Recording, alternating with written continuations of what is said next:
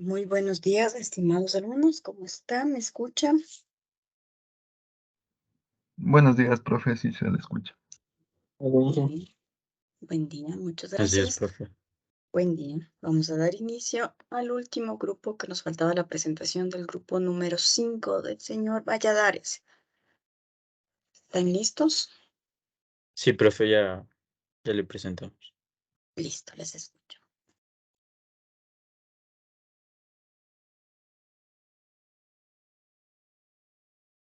¿Me confirman si se ve? Sí, ahí ya está. Ya. Listo, buenos días con todos. Nosotros somos del grupo 6, formado por los integrantes que están en pantalla. Y a continuación les vamos a hablar sobre los diagramas de despliegue y de perfil.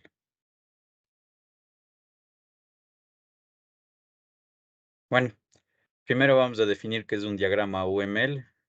UML son las siglas de Unified Modeling Language, que en español significan lenguaje unificado de modelado.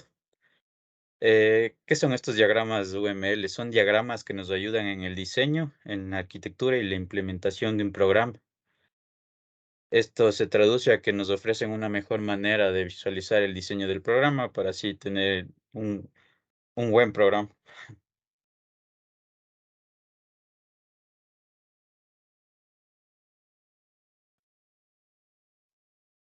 Buenos días, Inge, buenos días, compañeros. Nosotros nos tocó el tema de diagramas estructurales. ¿Qué es un diagrama estructural? Un diagrama estructural es aquel que representa la estructura estática de un software o sistema y también muestra los diferentes niveles de abstracción e implementación. Estos se usan para ayudar a visualizar las diversas estructuras que componen un sistema, ya sea una base de datos o alguna aplicación. También nos muestran la jerarquía de componentes o módulos y cómo se conectan e interactúan entre sí. Estas herramientas ofrecen orientación y garantizan que todas las partes de un sistema funcionen según lo previsto en relación con todas las demás partes.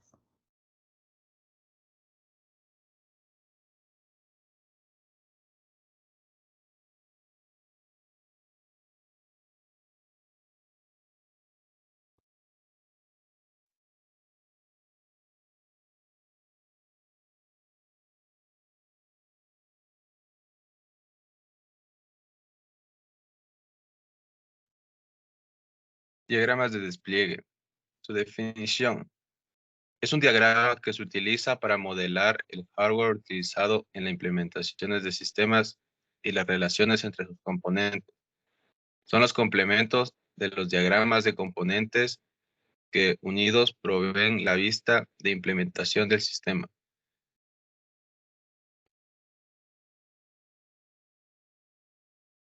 Los elementos. Los elementos se componen de 4 elementos que tiene el diagrama de despliegue.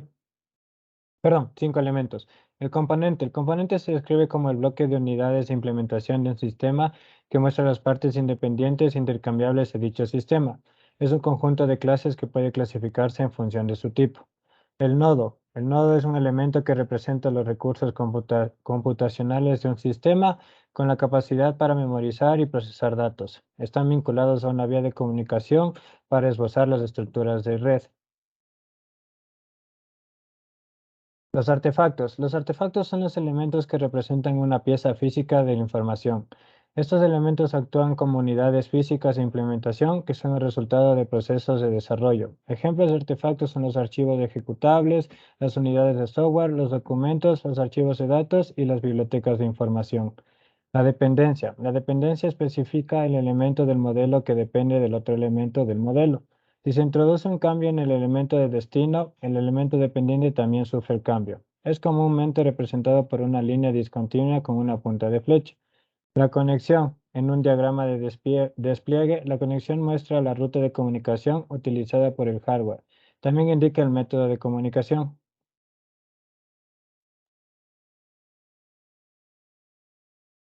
Los usos del diagrama de despliegue. El diagrama de despliegue se utiliza para visualizar el hardware físico de un sistema, por ejemplo, cuántos procesadores posee este sistema.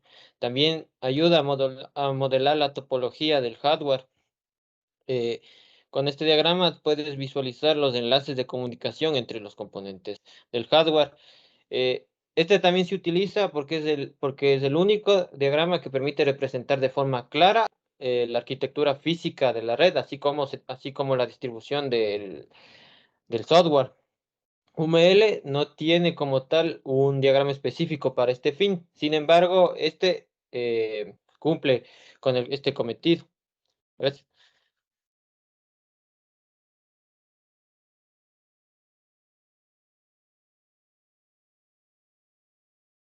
Bueno, aquí podemos ver un ejemplo del diagrama. En este caso se está realizando un sistema para una empresa de logística y podemos ver cómo está estructurado el diagrama.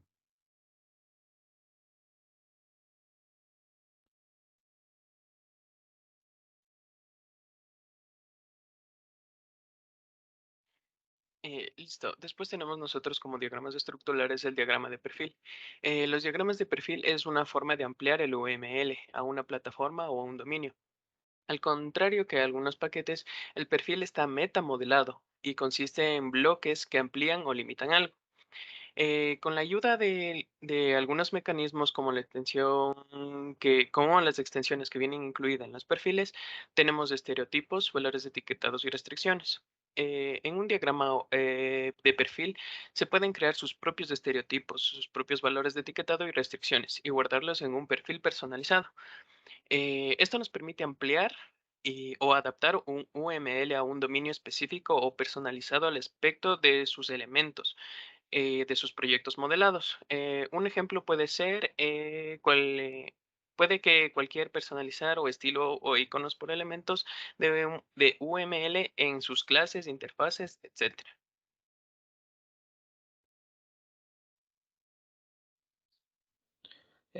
Buenos días, Inge. Yo les voy a hablar sobre los elementos de un diagrama de perfiles que son utilizadas. Primeramente tenemos el perfil. Un perfil es un paquete que se extiende a un metamodelo de referencia. En este caso podría ser un UML, eh, permitiendo adaptar el metamodelo con directrices que son específicas de un dominio, plataforma o método de desarrollo de un software en particular. También tenemos que metaclase. Un metaclase es una clase de perfiles y un elemento empaquetable que puede extenderse a través de uno o más estereotipos. Tenemos el estereotipo. Es una clase de perfil que define como una metaclase existente y puede extenderse como parte de un perfil. Un estereotipo no puede usarse solo, sino que siempre debe usarse como una de las metaclases que extiende. Tenemos por extensión. Es la relación de asociación que se usa para indicar que las propiedades de una metaclase se extiende a través de un estereotipo. Esto nos brinda la posibilidad de agregar o eliminar estereotipos a las clases si es necesario. Tenemos de referencia. La referencia es una relación de importación representada por la importación del elemento MetaClassReference y la importación del paquete MetaModel Referent.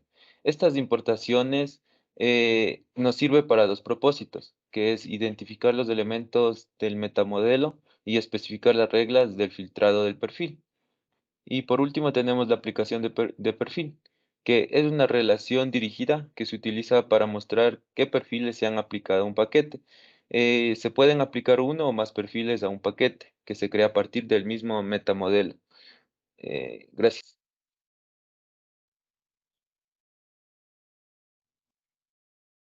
Ya. Buenos días, Link. Mis usos del diagrama de perfil en las extensiones UML. Bueno, algunos de los usos que se dan para este tipo de diagramas son como alternativa a la creación de un nuevo metamodelo. Esto quiere decir que podemos tanto crear un nuevo metamodelo usando diagramas de perfil o ocupar uno que ya esté creado. Ampliar la extensión y modificación del metamodelo UML. Estas modificaciones se pueden hacer de acuerdo a nuestras necesidades o requisitos que tenga el equipo o el proyecto en sí. Y extensiones ligeras.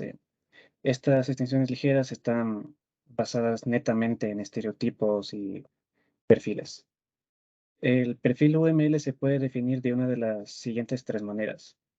Creación de nuevo metamodelo, extensión y modificación del metamodelo UML preexistente o extensión del metamodelo UML con mecanismos inherentes al lenguaje. ¿Qué quiere decir que se define dentro de estos tres puntos? Esto quiere decir que el diagrama de perfil solo puede definirse como uno de estos tres. No pueden ser dos o los tres al mismo tiempo. Puede ser uno solo. Como dije, se puede usar un metamodelo que ya existe. Se lo puede modificar con nuestras necesidades o los requisitos que queramos tener o con mecanismos inherentes al lenguaje. Otros usos de los diagramas de perfil. Bueno, cada objetivo técnico, es decir, el lenguaje de programación, el middleware, libraries o bases de datos se prestan para definir el perfil UML. Algunos de estos ejemplos son Corba, que es un estándar que permite el funcionamiento o conjunto de componentes de software que están en distintos lenguajes de programación. El EJB o el Enterprise Java Beans, que son interfaces de programación orientadas específicamente para empresas. ¿Sí? C++ o Java, que son lenguajes de programación. Oracle o MySQL. MySQL, por ejemplo, es un sistema de gestión de bases de datos bajo licencia esto, y entre otros.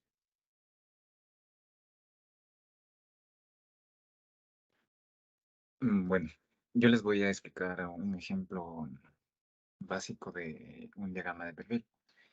Más que un ejemplo básico, es un ejemplo general. Lo que estamos viendo ahorita es un diagrama de perfil de un EJB, de un Enterprise Java Beans. Entonces, de este diagrama podemos deducir lo siguiente, que tenemos un componente threshold en la cual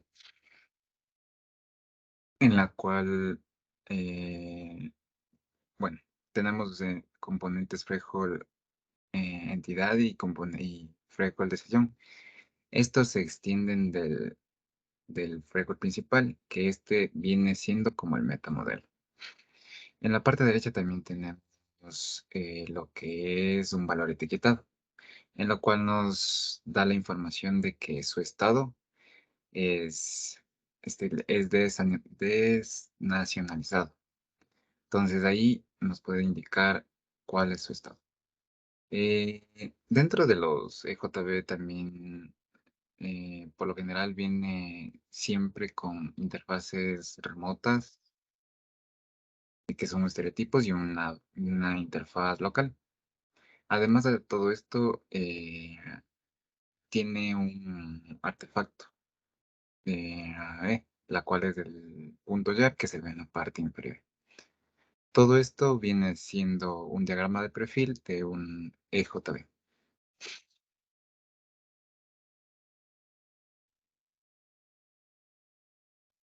Ya, yo les voy a hablar acerca de tanto las ventajas como las desventajas del diagrama de despliegue y también de los diagramas de perfiles. Para los diagramas de despliegue tenemos que van a mostrar un conjunto de nodos y las relaciones que tienen estos. También se van a utilizar para describir la vista de despliegue estática de un sistema y su relación con los diagramas de componentes, ya que un modo normalmente va a incluir uno o más componentes.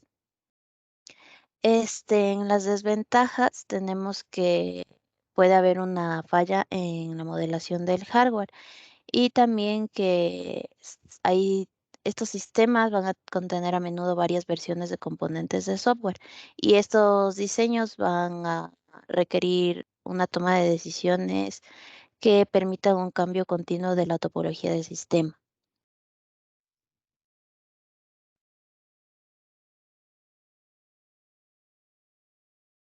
En las ventajas de los diagramas de despliegue, tenemos que estos van a servir como una alternativa para la creación de nuevos metamodelos. También se puede ampliar la extensión y modificar el modelo UML. También tenemos la ampliación del metamodelo con mecanismos inherentes al lenguaje. Y en las desventajas tenemos que estos mecanismos de perfiles no son un mecanismo de extensión de primera clase, por eso es que no nos va a permitir ni modificar los metamodelos existentes, ni crear un nuevo metamodelo como hace la OMF, que es la Meta Object Facility. Ya.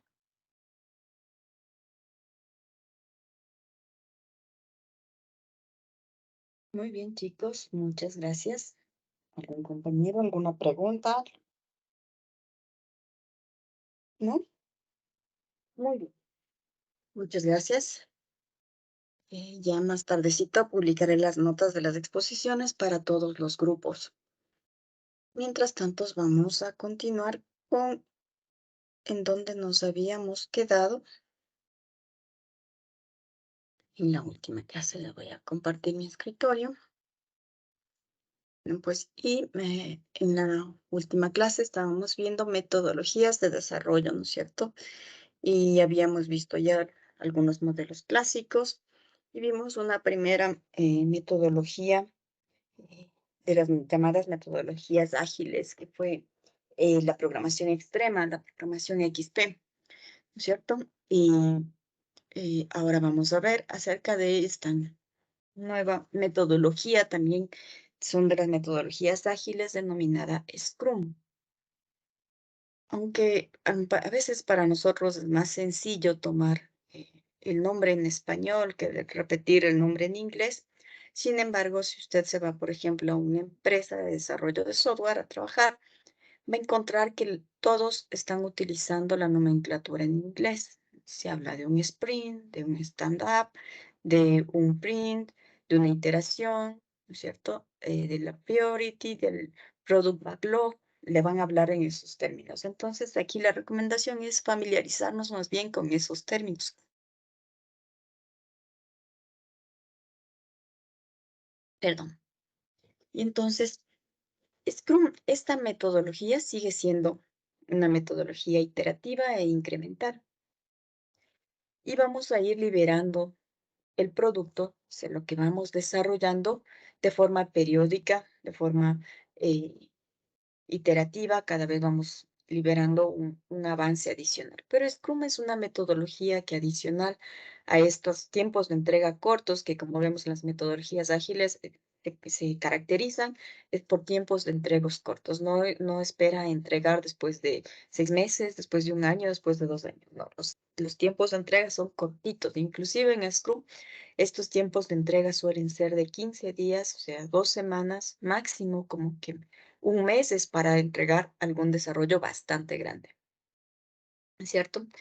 Y entonces, por aquí también Scrum ya nos habla de pares, trabajar en pares, al igual que XP, ¿no es cierto? Nos decía que hay que trabajar en pares, aquí también se trabaja en pares, trabajando siempre de la mano del cliente, algo que también les caracteriza a estas metodologías rápidas. Y también Scrum se caracteriza porque tiene muchísimas reuniones. Hacen reuniones de seguimiento continuas, inclusive de forma diaria son las reuniones, para ver qué es lo que está ocurriendo con el desarrollo, si encontró algún inconveniente, de forma que no lleguemos a la revisión, qué sé yo, mensual, y en la revisión mensual decimos que tuvimos algún problema porque técnicamente no podíamos hacer algo y se nos estaba complicando, y recién ahí todo el mundo se entera de que un desarrollador o un grupo de desarrolladores tenía algún problema. Entonces, la idea es cortar esos problemas de una forma bastante temprana, en las reuniones diarias podría ser, ¿no es cierto? Entonces, dentro del equipo Scrum, ¿cierto? Tenemos algunos personajes que son quienes tienen un rol bastante definido. Por una parte, tenemos los stakeholders, que serían estos de acá, los externos.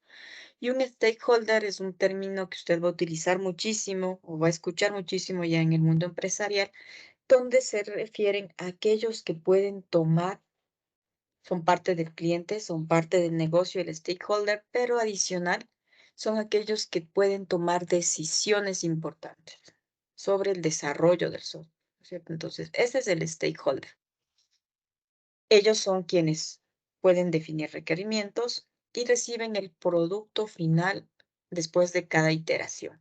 ¿no es cierto? Y nos dan el feedback correspondiente, que es el feedback, le dan en qué falló, qué está bien de su software, qué está mal, ¿cierto? ¿Qué le falta? No solamente lo que está mal, sino lo que está bien, lo que se cumplió con éxito de lo que ellos esperaban. Ese es el feedback que le va a dar el equipo del stakeholder. Entonces, recuerde, el stakeholder es el cliente, parte del cliente. Por aquí tenemos un product owner. Sí, este product owner sigue siendo, digamos que no podría ser un ingeniero de TI en la mayor parte de los casos, pero es una persona que conoce de los dos mundos, del mundo técnico, conocen sin necesidad de llegar a ser un ingeniero, pero conoce muchísimo de la parte del desarrollo. Pero su fortaleza más grande será conocer del negocio y es una persona adicional que debe tener algunas características, como por ejemplo ser una persona que se le facilite la comunicación, porque es el interlocutor, el intermediario justamente entre el stakeholder, ¿cierto? Entre los clientes y el equipo de desarrollo. Por tanto, el product owner va a ser una persona que pueda comunicarse correctamente y además puede entender el lenguaje del equipo de negocio.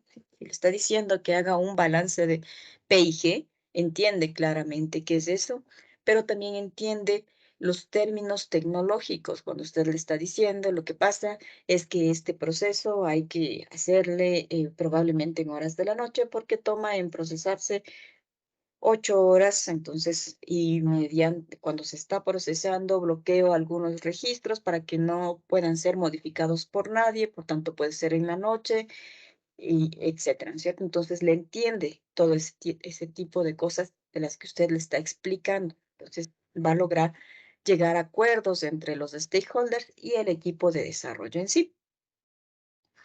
Tenemos por otro lado otro perfil, este Scrum Master. Este Scrum Master sí es un facilitador, pero donde su fortaleza mayor es conocer de tecnologías de información. Es alguien que conoce de tecnologías de información y además tiene muchísima experiencia en desarrollo y muchísima experiencia también con el negocio. De hecho, estas dos personas, tanto el Product Owner como el Scrum Master, digamos que el uno tiene más experiencia en hablar con el cliente, ¿no es cierto? Y entiende mejor la parte del negocio, sin dejar la parte técnica. Y el Scrum Master, en cambio, él entiende mejor al equipo de desarrollo, ¿sí? Y este equipo de desarrollo eh, va a entender mucho más la parte técnica, pero puede llegar a acuerdos con el Product Owner para hablar con los stakeholders acerca de algunos acuerdos a los que se pueda llegar, ¿no es cierto? Hay muchas veces que deberán llegar a acuerdos en función de tiempo de desarrollo, en función de cómo quiere que funcione algo tecnológicamente, cómo es más sencillo, cómo es más complejo. eh, Probablemente puede hablar de la cantidad de información que se almacena, ¿no es cierto? Pero en general este Scrum Master se va a encargar de colocar el tiempo, cuánto se demora un desarrollo, ¿no es cierto?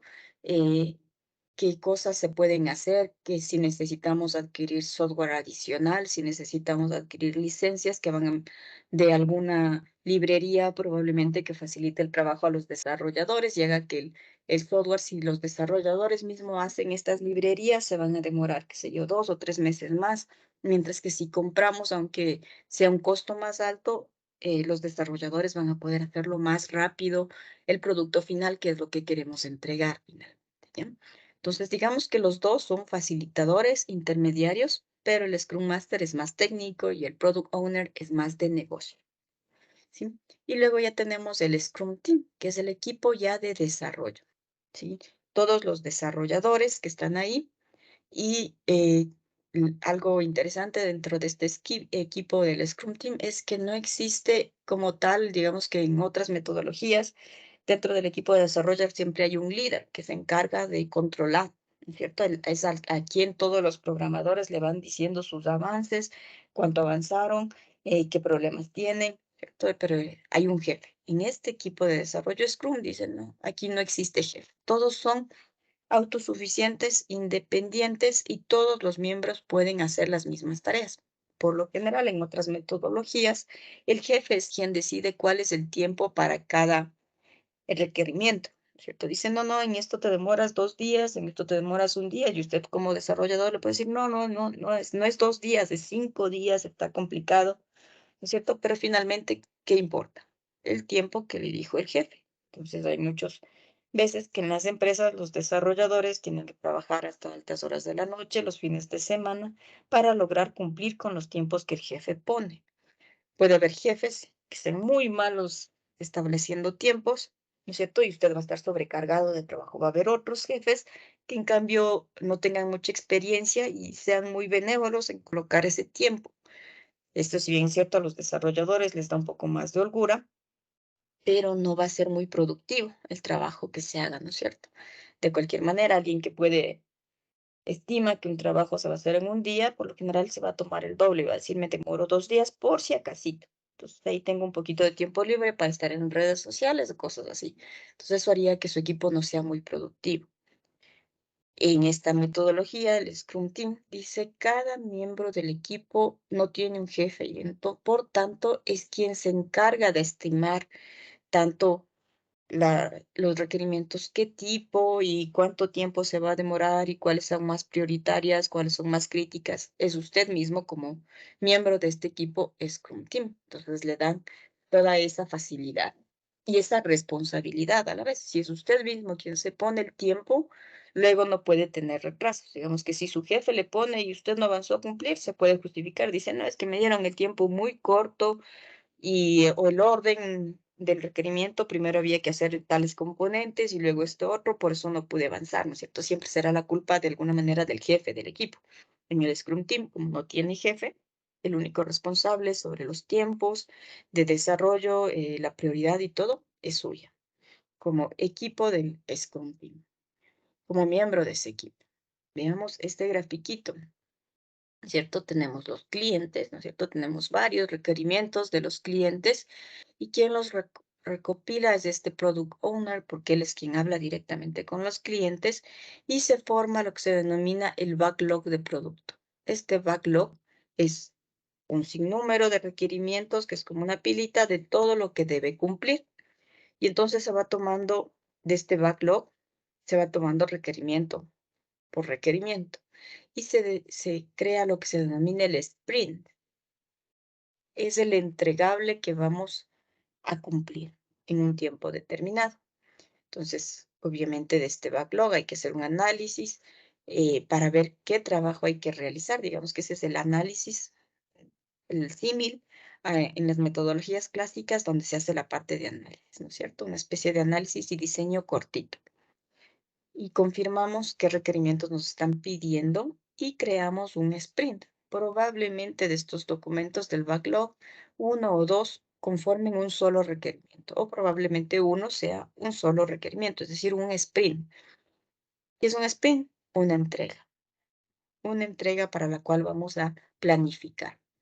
Y entonces de ese sprint tenemos una reunión de planificación de ese sprint. Tomamos el backlog y determinamos cuál va a ser la entrega que vamos a realizar. ¿Cuántas de estas cosas que nos están pidiendo vamos a cumplir en este sprint, en esta entrega? Sí, y entonces en esta reunión vamos a determinar cuál es el equipo Scrum con el que va a trabajar en ese sprint, ¿cierto? Y el trabajo de ese sprint. También tenemos un backlog del sprint, que es como un backlog, es como un seguimiento, un log de seguimiento, ¿cierto? Entonces hay un backlog, un seguimiento a todos los requerimientos del cliente y también hay un backlog de sprint, un seguimiento a esa entrega. Esa entrega podría tener uno o más requerimientos, ¿no es cierto?, de producto. Y el equipo, la duración y la calidad no cambian durante el sprint. Es decir, si una persona ya fue asignada a ese equipo que va a trabajar en ese sprint, no va a cambiar. La duración tampoco va a cambiar. Por lo general decimos que son duraciones cortitas. Todo el sprint máximo va a durar de 1 a 4 semanas. Es decir, en esta reunión de planificación se va a colocar dentro del sprint todo el trabajo que más o menos se pueda realizar en 4 semanas. ¿Sí? Y entonces el Scrum Master es quien se encarga de realizar todo este control, digamos, de 1 a 4 semanas del sprint. ¿Sí? Y hay reuniones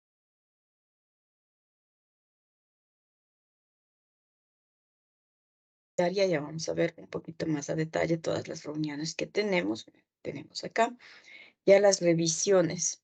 La reunión de planificación, que sería esta de aquí. La primera se debe realizar al inicio de cada sprint. Esto va con el objetivo de planificar la cantidad de tiempo a la que el equipo se va a comprometer a construir durante el próximo sprint. Luego tenemos estas reuniones diarias del Scrum, ¿no es cierto? Son reuniones cuyo lapso tiene como máximo 15 minutos. Si bien ya en el mundo empresarial, cuando usted está trabajando, lo último que quiere es estar en reuniones. Por lo general, las reuniones suelen durar 2 horas, 3 horas y es una pérdida de tiempo para los desarrolladores. Lo que queremos es que nos dejen trabajar en el desarrollo más que estar en reuniones. Sin embargo, esta metodología de Scrum estima que reunirse es algo súper importante, pero le pone estos límites, como que esta reunión diaria tiene que ser máximo 15 minutos. No puede ser reunión de 1 hora o 2 horas donde los desarrolladores estén sin producir. Son 15 minutos y lo que se espera es una retroalimentación de qué pasó ayer, cuánto avanzó, no avanzó y cuál es el objetivo para su siguiente día de trabajo, para hoy.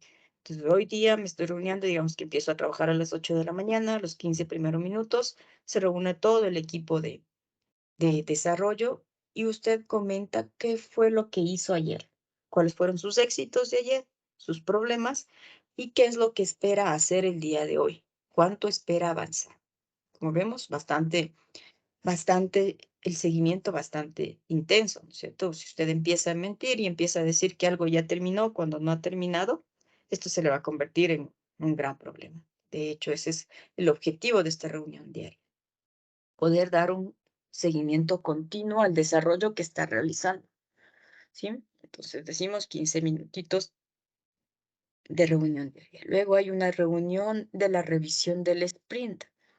Esta reunión de revisión se lleva a cabo al final. Entonces, la de planificación al inicio, la de revisión al final del sprint, para ver qué puntos se completó y qué puntos no se completó, porque aun cuando usted se comprometa a realizar algo, podría ser que finalmente algo ocurrió, ¿no es cierto?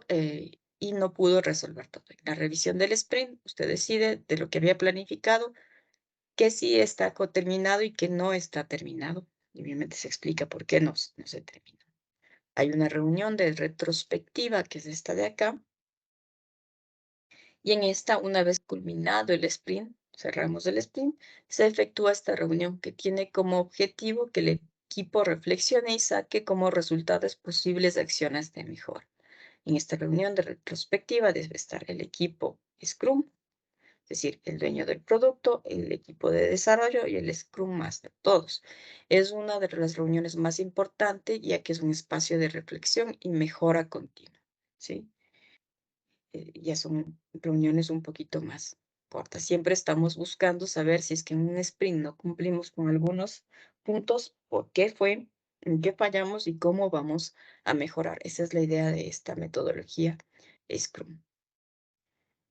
Dentro de lo que es el desarrollo, evidentemente, dentro de este proceso Scrum, por ejemplo, no se habla de estas fases tan limitadas, ¿no es cierto? Donde decimos, esto es análisis, esto es diseño, esto es desarrollo, ¿no es cierto? Aquí en el proceso Scrum, por ejemplo, el trabajo del arquitecto de software se dice, ¿dónde se encuentra el arquitecto de software? ¿Quién es? ¿En dónde está? ¿Cierto? Por lo general, dentro de su equipo de desarrollo, se encontrará una persona que haga este trabajito de ser el diseñador, ¿no es cierto? Y el diseñador, este arquitecto de software, es el que se encargará de tomar estos análisis, de estar en la reunión de planificación del sprint, ¿no es cierto? Y también en la de la revisión, y él es quien dará el diseño inicial de esta entrega, pero se va haciendo diseños cortitos, solamente de ese sprint, ¿sí? Aunque no hay roles específicos, donde dice, tú eres arquitecto y solo te encargas de diseño, tú eres desarrollador y solo te encargas del diseño, se entiende que todo el equipo de desarrollo puede realizar todas las tareas de análisis, tareas de diseño y tareas de programación como tal. Evidentemente, dentro de este equipo también habrá tareas de prueba. Sí, así que un equipo Scrum probablemente tenga personas multidisciplinarias con varios talentos dentro. ¿Sí? Como vemos, no está muy delimitado cómo son las metodologías tradicionales. Más bien, el proceso Scrum se trata de justamente estas reuniones y cómo trabajamos en ciclos cortos y es un seguimiento. Si algo tiene esta metodología, es un seguimiento continuo y constante al avance del trabajo. Después de cada sprint se va incrementando este producto y al final vamos a tener un producto terminado con todos los requerimientos, ¿no es cierto? Muy basado bastante en el tiempo. ¿Dudas acerca de esta metodología Scrum? ¿Algo que le llame la atención?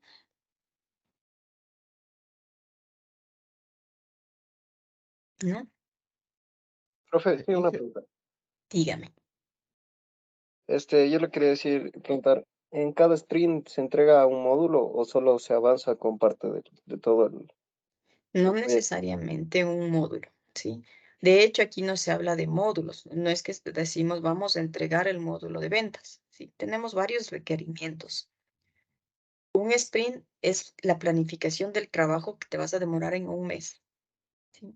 Podría ser que un módulo, por ejemplo, el módulo de ventas, se demore en 3 sprints para terminarlo, en 3 meses. Ah, ya la entendí. Sí, sí, ya la entendí. Ya, Entonces, gracias. muy bien. ¿Alguna otra duda? ¿Alguien más estaba preguntando algo? Sí, en esta metodología de desarrollo, vendría siendo que más con desarrolladores senior o algo así, o podría ser junior No. también. Yo creo que el equipo Scrum, por ejemplo, como todos tienen, y aquí ya no habría esta distinción de senior y junior, porque los senior por lo general son quienes son los líderes, ¿no es cierto?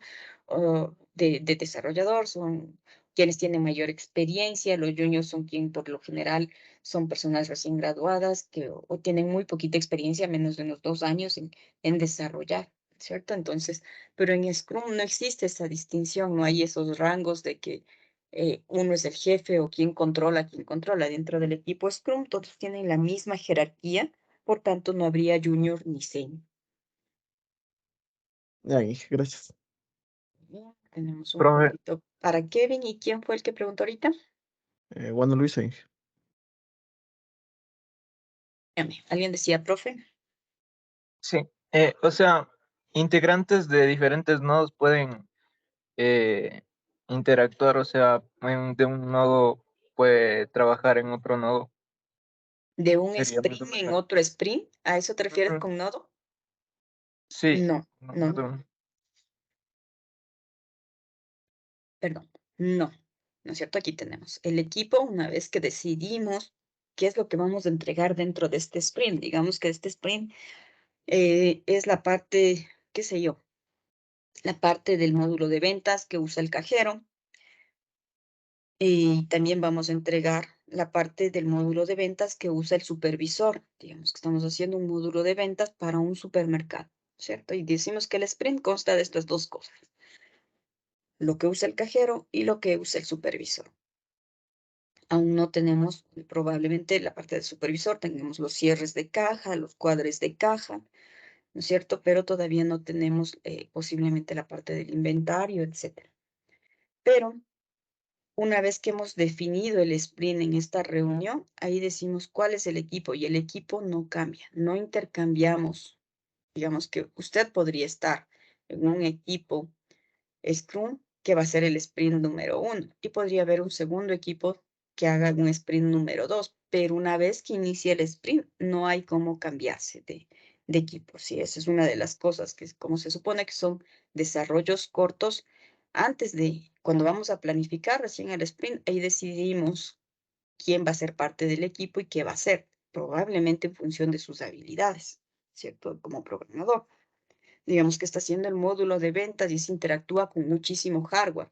Interactúa con los lectores de tarjetas, con los lectores de código de barras, con las balanzas, ¿no es cierto? Entonces, con la caja que abre y se cierra para dar los cambios, con la pantalla, con los LEDs que muestran cuál es el precio que tiene que pagar el cliente. Entonces, probablemente los desarrolladores tengan características distintas, ¿no es cierto? Sean un poquito más expertos en esa clase de tecnología.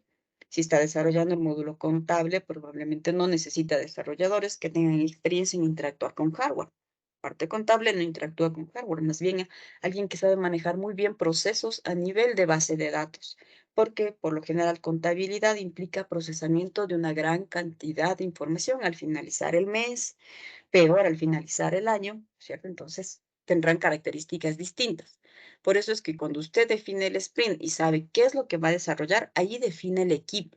Una vez que está definido el equipo, como es una entrega cortita de al menos un mes, pues ese equipo ya no cambia y no puede estar intercambiándose. ¿De acuerdo? ¿Pillido? Sí, Olivares, profe. Muy bien. ¿Alguien más? ¿Alguna pregunta?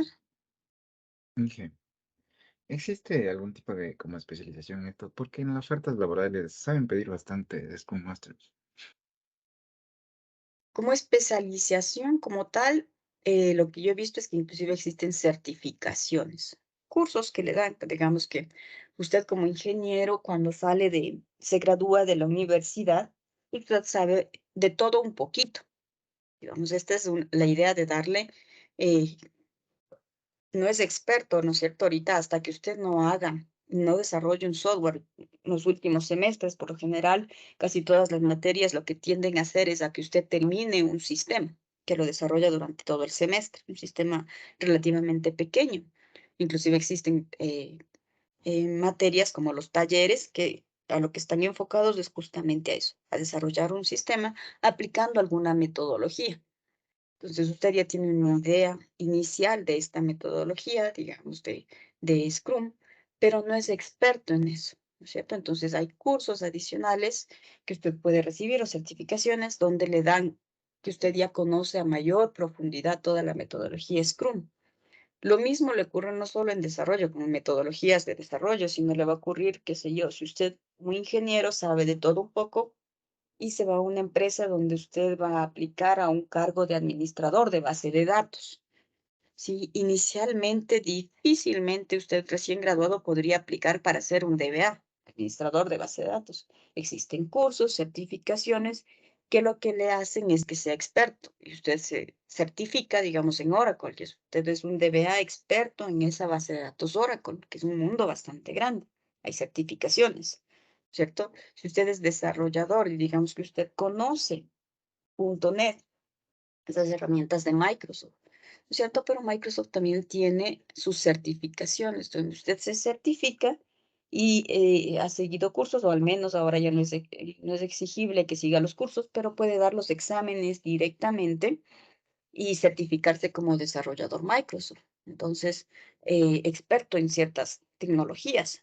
Entonces, en muchas empresas lo que le piden es, cuando no están pidiendo un junior, es decir, cuando no piden un recién graduado, evidentemente una persona que está graduada no va a tener esa formación especializada, ¿cierto? Pero ya cuando existen empresas, inclusive que usted entra a trabajar ahí, le obligan a que siga certificaciones y la empresa le paga. Si usted se jala el examen, le hacen pagar a usted el examen. Si no, la empresa le paga. Encontrar esas empresas es genial porque como profesionales lo que nosotros queremos es seguirnos formando a mayor detalle y hacernos especialistas en algo.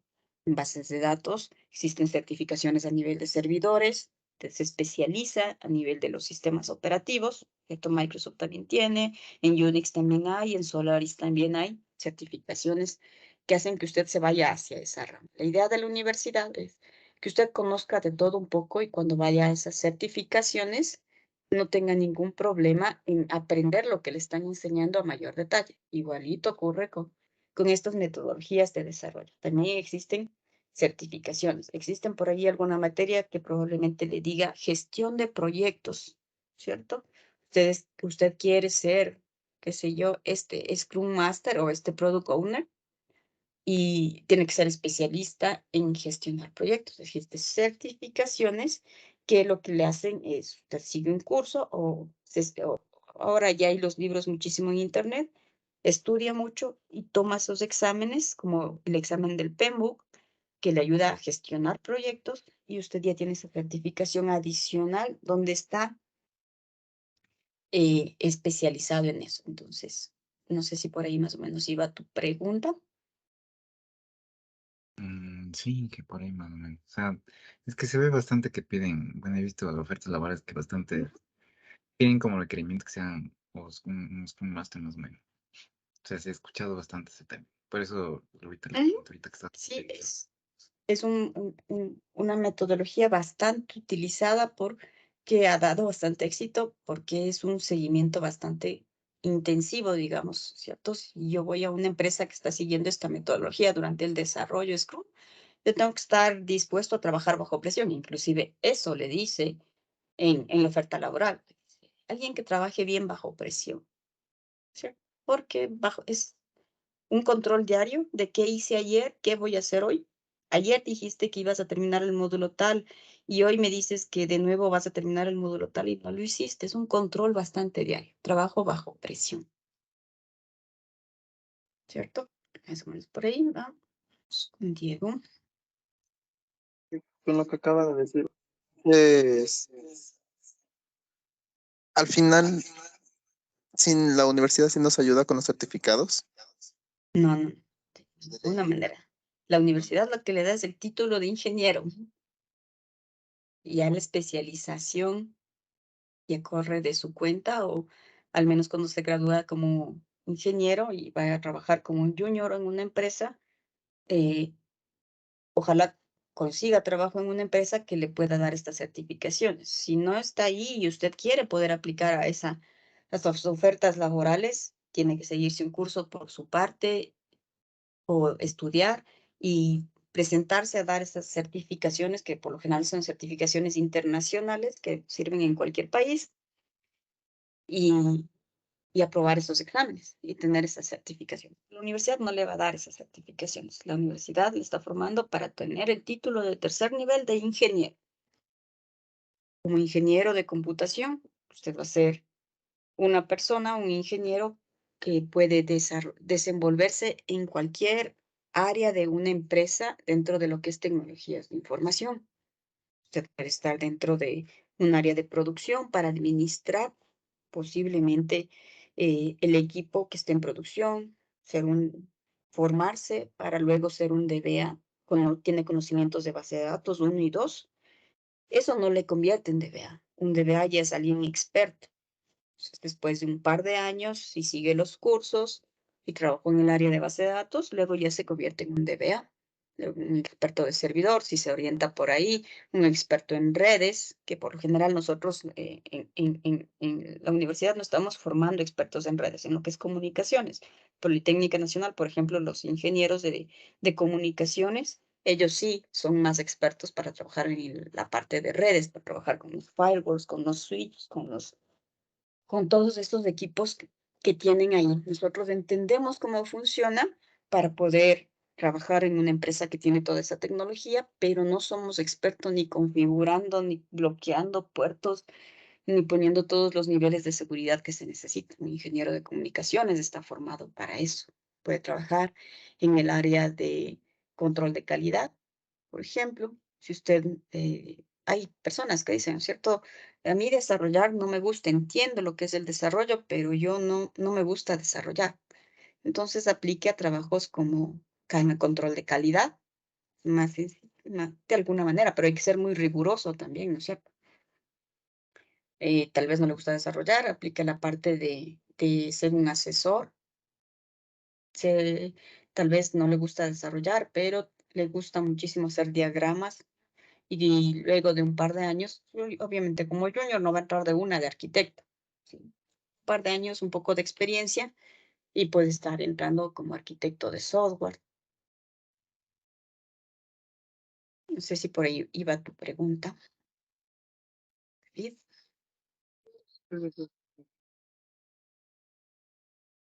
Profe, entonces con las certificaciones sí podría aplicar a un trabajo a Europa, supongo, porque tengo amigos que me han dicho que en Europa no son válidas las ingenierías de Latinoamérica. No es como tanto así como que no son válidas, digamos, por ejemplo, si yo quiero, digamos, en Ecuador, quiero irme a estudiar fuera del país o estudio fuera del país, ¿no es cierto? Voy a estudiar en España y estudio en España una maestría. Algunas de esas maestrías, por ejemplo, no son reconocidas en Ecuador. Hay otras maestrías que sí son reconocidas en Ecuador. Si usted estudia, por ejemplo, una maestría, debe asegurarse que esas sean reconocidas por el Ecuador. Lo mismo pasa en todos los países. Hay títulos que son reconocidos en otros países y hay títulos que no son reconocidos en otros países, ¿cierto? Si, por ejemplo, usted en el colegio estudia en un colegio que tiene bachillerato internacional, su título de bachiller es reconocido en otros países también. Y de hecho hay universidades internacionales que le reciben sin dar examen con el título del bachillerato internacional. Si no lo tiene, no hay problema. Da un examen, prueba que sus conocimientos son los necesarios e ingresa a esas universidades. Para las maestrías o para los trabajos, efectivamente, un país como Estados Unidos, que tiene universidades de élite, ¿cierto? Ustedes han visto el top de las universidades a nivel mundial. ¿En qué puesto se encuentra la Universidad Central? ¿Alguien ha visto? 1400, algo así creo. No, ya estamos en 1900 algo, ya estamos dentro de los 1000 primeros. Pero imagínense, ¿quiénes están en el top? Pues están universidades como Harvard, como Yale, universidades sumamente costosas, donde cada año cuesta $200,000, $300,000 sin ningún problema. Gástese $1,000,000 en formarse en esas universidades. Eso está para otra clase de personas, ¿cierto? Entonces, países como Estados Unidos, de empresas como ellos, de empresas internacionales, pues evidentemente no van a reconocer un título de tercer nivel de la Universidad Central del Ecuador, ¿cierto? Entonces, efectivamente, si usted quiere, aquí es ingeniero y se va a otro país, dudosamente le van a reconocer su título, ¿cierto? Pero existen, por tanto, otras opciones. Una de ellas, las maestrías. Nuestro título es reconocido a nivel internacional como tercer nivel. Usted quiere irse a estudiar a Estados Unidos, una maestría, cualquier país del mundo, su título es reconocido y puede estudiar un título de cuarto nivel. Y una vez que obtiene el título de cuarto nivel en otro país, pues ya se puede quedar a trabajar en ese país, porque ese título de cuarto nivel, la maestría, su especialización, ya es reconocido en ese país. Ese sería el camino más fácil. Las certificaciones internacionales. No quiere ser una maestría que por lo general, bueno, ahora ya hay de un año. Duran 2 años. Es muy largo, muy costoso, qué sé yo. Una certificación. Certificaciones Oracle, certificaciones de desarrollo de Microsoft, ¿no es cierto? Usted puede ni siquiera seguir los cursos, que son lo costosos, sino dar el examen. Creo que cuesta, no estoy segura, voy a hablar de gana, digamos que unos $100 la certificación, paga para dar ese examen, que es internacional, da el examen. Por lo general, estos exámenes son en inglés. Ese suele ser uno de los problemas más grandes que tenemos si no manejamos adecuadamente ese idioma. Las preguntas, usted no entiende qué le está preguntando, no significa que usted no sepa, solo no entiende exactamente por la traducción qué le está preguntando. Entonces, el idioma es sumamente importante en nuestra carrera. Manejar el inglés es básico y más allá de un inglés técnico. Sí, entonces el inglés es algo que, por ejemplo, yo creo que la universidad falla mucho en ese sentido. No formamos a personas como que para trabajar en el exterior, ¿sí? Pero usted adicional debería seguirse un curso de inglés que le permita hablar mejor el inglés y poder dar estos exámenes y pagarse esas certificaciones. Y esas certificaciones que son internacionales, pues son válidas en todo el mundo y le va a servir. Una certificación, por ejemplo, de una metodología como Scrum, una certificación de una base de datos. Cuando usted base de datos vio como una materia, 2 materias base de datos, 1 de base de datos, 2 en su carrera, ¿cierto? Es algo muy especializado. Dudosamente, sin ser ingeniero, va a poder poder aprobar esos exámenes de certificación, pero sí es una buena recomendación. Tomar esas certificaciones internacionales y eso le va a permitir trabajar. Hay otras empresas que no les interesa mucho el título, sino que le toman una prueba de cuánto sabe No les importa que sea ingeniero o no, o que tenga título o no, y le van a contratar en base a lo que usted sabe hacer, sabe desarrollar. Más o menos por ahí era tu pregunta, Kevin. Sí, Inge, muchas gracias. Listo, chicos. Aún es temprano. Hablemos de otra metodología. Más que una metodología de desarrollo, Kanban es un marco de trabajo, digamos, una forma de organizarse. Muchas empresas trabajan con esta forma de organizar su equipo y es facilísimo. Es como poner en un pizarrón postfix y colocar ahí cuáles son los requerimientos que está pendiente, ¿cierto? Es una forma de que usted inclusive puede tomar, colocar al frente de su escritorio, pone ahí todo lo que tiene pendiente, lo que está en progreso, que es en lo que está trabajando ahorita y lo que ha terminado. Esa idea visual tan simple le da a usted una idea de cómo va trabajando, cuánto ya terminó, está lleno ese cuadradito, está vacío, en qué cosas estoy en progreso. Si tengo muchísimas cosas en progreso, se suele decir el que mucho abarca, poco aprieta, ¿no es cierto? Entonces hay que ser un poquito más organizado. Probablemente en progreso tengamos una o dos cosillas y las vamos terminando de forma que vamos llenando nuestra casilla de terminar. Pendiente todo lo que aún me falta por hacer, ¿cierto? Es una forma gráfica en la que me va a ayudar a dar seguimiento a mi proyecto que consta de varias actividades. Pues cada una de esas actividades será un postfix, ¿no es cierto? Eso es simplemente Kanban. O sea, es usted cuando vea que le dice que va a tener que dar seguimiento mediante Kanban a un proyecto que usted está realizando. Es algo bastante sencillo. Puede poner más de 3 columnas, puede modificar el tablero y colocar otras, ¿no es cierto? Si está haciendo, por ejemplo, desarrollo de software, todo lo que esté en pendiente, todo lo que esté en diseño, cuántas personas trabajan en diseño, en programación, un equipo de cuántas personas es, dentro de la programación, cuáles están trabajando, cuál está completado, en pruebas, cuántas personas tiene trabajando en pruebas, cuánto está completado, cuánto está pendiente, en lo que es documentación, cuánto está completo, cuánto está en progreso, cuál ya finalizó, ¿cierto? Bastante interesante, de una forma gráfica, tiene el seguimiento a su proyecto. Por lo general, por ejemplo, si usted está haciendo el seguimiento a un proyecto de desarrollo, a un gerente no le interesa leer muchas letras.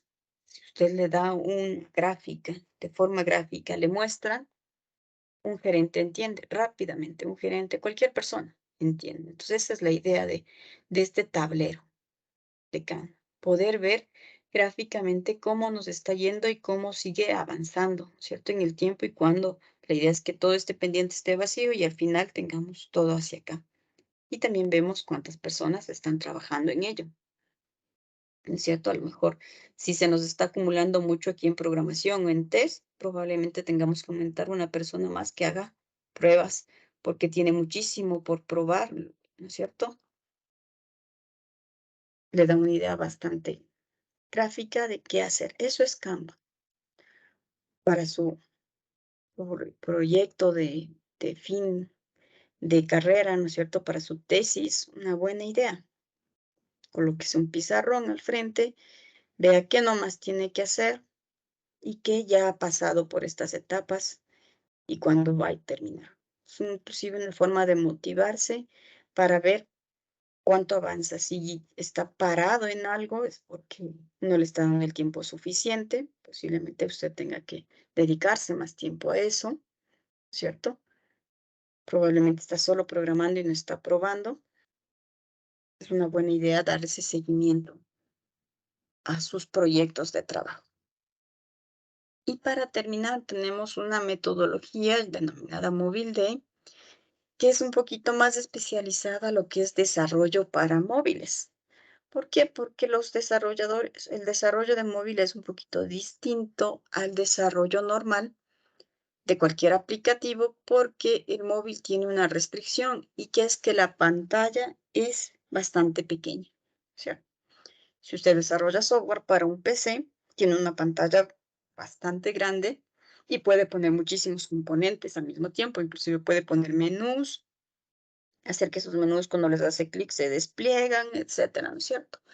En una aplicación móvil, la parte del diseño gráfico es sumamente importante. Entonces, por ello es que se suele pensar primero dividir el proyecto en dos partes.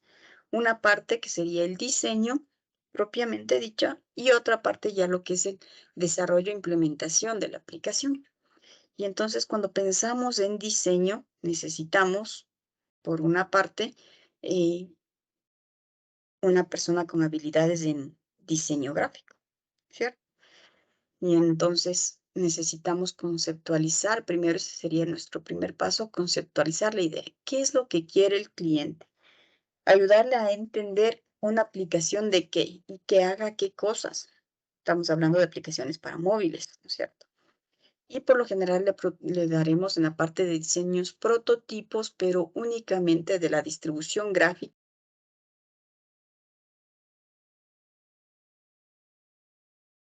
El prototipo va a mostrarle, sin que su aplicación para móvil tenga ninguna funcionalidad, únicamente la parte gráfica, cómo va a estar distribuida, porque ese suele ser lo que más cambia el cliente. Entonces, empezaríamos a hacer el desarrollo, porque adicional en la parte móvil, el desarrollo está muy vinculado a todos los eventos que yo sí puedo hacer dentro de un móvil, ¿cierto? Hay móviles que soportan el arrastrar, algunos como eventos que uno puede hacer con los dedos sobre la pantalla táctil de un celular.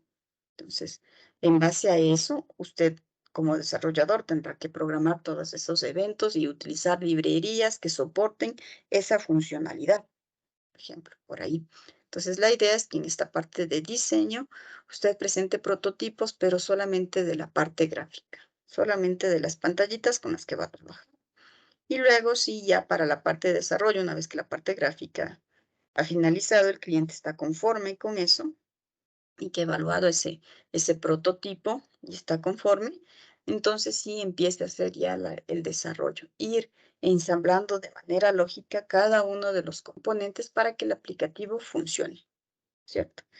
Y ahí ya podría utilizar una metodología como Scrum para hacer placitos cortos, para ir probando ya funcionalidades que estén terminadas y haciendo pruebas con el usuario, ¿cierto? Y siempre va a estar la mejora continua como un proceso de innovación. Ninguna aplicación, una vez que fue desarrollada, no vuelve a ser cambiada. Eso es falso, siempre hay algo que estar, por eso es la fase de mantenimiento, en la que siempre estamos cambiando y actualizando, porque inclusive en nuestra carrera la tecnología siempre está cambiando, ¿cierto?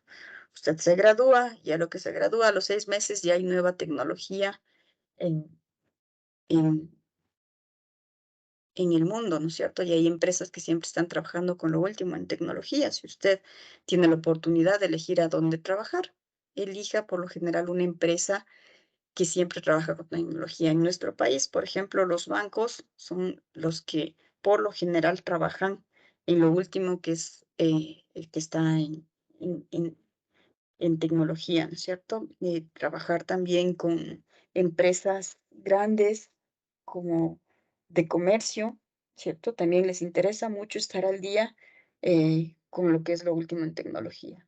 Si por lo general usted trabaja, por ejemplo, para una empresa, una pyme pequeñita que tiene poco presupuesto y casi tiene que hacer de todólogo, entender de hardware, tiene que hacer mantenimiento de las impresoras, tiene que hacer mantenimiento de los monitores, usted mismo tiene que colocar la red, usted mismo tiene que hacer desarrollo, usted mismo es el DBA y le están pidiendo 20,000 cosas que usted sepa hacer. Es una empresita que por lo general el departamento de TI tendrá 1 o 2 personas que hagan de todo y la tecnología es lo último en lo que esa empresa invierte. Entonces, ir a trabajar en una empresa de esas, cuando uno recién se gradúa, es casi morirse ahí, porque no va a aprender cosas nuevas y en nuestra carrera es muy ingrata en ese sentido. Si usted estuviera estudiando medicina, entre más años pasa y más experiencia tiene usted como médico es más valorado, inclusive le pagan mejor. En nuestra carrera, nuestros primeros 5 años, cuando salimos de la universidad, es por lo general donde más entendemos la nueva tecnología. Luego de 5 años usted se va quedando obsoleto si no sigues aprendiendo siempre, leyendo siempre, siguiendo cursos o al menos investigando en internet cómo funcionan las cosas, ¿cierto? Si no se va quedando obsoleto. A los 10 años usted ya se dedicó a trabajar 10 años en una empresa pequeñita PAI. Usted sale y quiere buscar trabajo en una empresa grande, imposible, ya está desactualizado. Entonces, mucho ojo con eso en nuestra carrera. En ese sentido es muy ingrata, siempre hay que estar aprendiendo las nuevas cosas, lo que va saliendo al mercado, ¿cierto? Ese sería un consejito. Y ahí terminamos con las metodologías, que era algo que queríamos abordar antes de empezar a ver ya los estilos arquitectónicos, que es lo que nos toca ver. Queríamos aprender un poquito de las metodologías porque cuando usted va viendo cada uno de los estilos, dependiendo de qué metodología esté trabajando, en qué empresa esté trabajando, hay cosas que el rol del arquitecto es diferente. Por eso queríamos ver un poquito de metodologías antes de llegar a eso. Y con eso terminamos la unidad 1 por completo. Y ahora sí vamos a darle un poquito más rápido a ver ya los estilos arquitectónicos que vamos a ir conociendo, y para ello también fue las exposiciones que ustedes hicieron donde conocen algunas herramientas UML para poder diagramar, y entonces algunos de estos estilos se utilizan algunos de esos diagramas que aprendió para poderlos mostrar gráficamente cómo funcionan. Luego tenemos estilos arquitectónicos un poco más avanzados, que sería la siguiente unidad. Y al final tenemos ya el desarrollo de una arquitectura como tal, ¿no es cierto? Y un poquito vamos a ver un poquito de la arquitectura móvil, y que es una de las cosas más interesantes, digamos, lo último que estamos viendo en tecnología, y que usted cuando ya aprenda, creo que tiene inclusive una materia que es para desarrollo móvil, va a tener que aplicar algunas de las arquitecturas que vamos a ver muy por encimita en esta materia. Hasta ahí nos vamos a quedar el día de hoy. Nos vemos el día lunes para empezar ya con nuestros estilos arquitectónicos a verles en mayor detalle. Eso sería todo. No sé si tienen alguna pregunta, alguna cosa adicional. ¿No? Entonces, que tengan buen día. Nos vemos la siguiente semana. Igualmente, Inge. Hasta luego, profe, gracias.